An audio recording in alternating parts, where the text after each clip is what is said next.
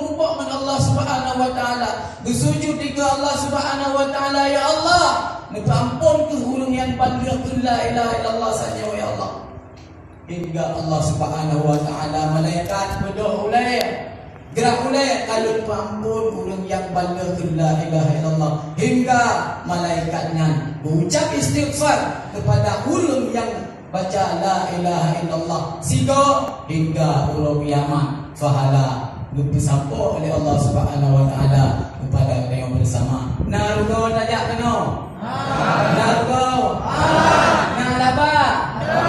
Nalaba. Dan murid-murid yang berbahagia. Pintu berbuka doa. Pintu doa yang diterima oleh Allah Subhanahu wa taala adalah dimulai dengan zikir. Maka ukurnya pribadi itu dalam bilik yang santri-santri, di rumah yang kanan rumah, maka baik dua-dua dalam doa. Bergalak kepada sesuatu, menyohana galak sesuatu, anak lebih Allah Subhanahu wa taala. Sesuatu penyan yang utama sekali nak ingin oleh kita untuk selamat iman di dunia. Nak untuk kita merupakan kalimah la ilaha illallah, bahawa kita sulit dan namun kita kepada surga, namun kepada nikmat kubur, namun bersahabat menggurai dengan Nabi dalam surga. InsyaAllah menyodang doa sabi-sabi akan diberi orang silun yang berbahagia, anak-anak yang membahagia. Namun bicara lagi, ya Allah bicara dulu, ya Allah bicara dulu, ya Allah bujur kitab dulu, ya Allah bujur kitab dulu. Apa sampai lu sembahyang cerita kau, malam Jumaat cerita kau. Bahasa Arab Allahumma faqihna fiddin. Bahasanya ya Allah bicara dulu agama, bicara ya Allah, bicara ya Allah. Menyantik oleh kita yang mandu orang silun yang berbahagia. Lakai surga riba Allah menghadapi. Banjaga dengan baik tinggal kita dulu, banjaga dengan baik tinggal ke kameng, banjaga dengan baik tinggal ke lemah, banjaga dengan ingat ke surga, banjaga dengan ya Allah lebih surga dulu. Untuk ku tengok bunga, ya Allah lebih surga dulu. Tengok nak kerja, ya Allah lebih surga dulu.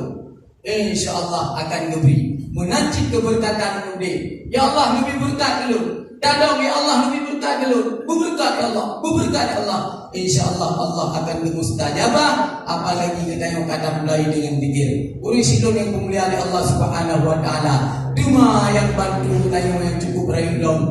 Mulai di dunia hingga akhirat adalah orang lain yang diajak oleh kita yang kenal. Maka insyaAllah tanggal malam Jumaat ataupun awal Jumaat, awal bulan ukur bulan 2 insyaAllah pakat ngon tidur siapa yang fahala ngonyan insyaAllah akan menjadi keredaan Allah Subhanahu wa taala hingga kita yang mandum insyaAllah orang silun yang berbahagia na berada akan dibalas oleh Allah Subhanahu wa taala dalam surga Jannatul Naim bersama guru kita dan Rasulullah sallallahu alaihi wasallam dan para ulama dan para syuhada. Amin amin ya rabbal alamin. Wabillahi taufiq wal hidayah. Wassalamualaikum warahmatullahi wabarakatuh.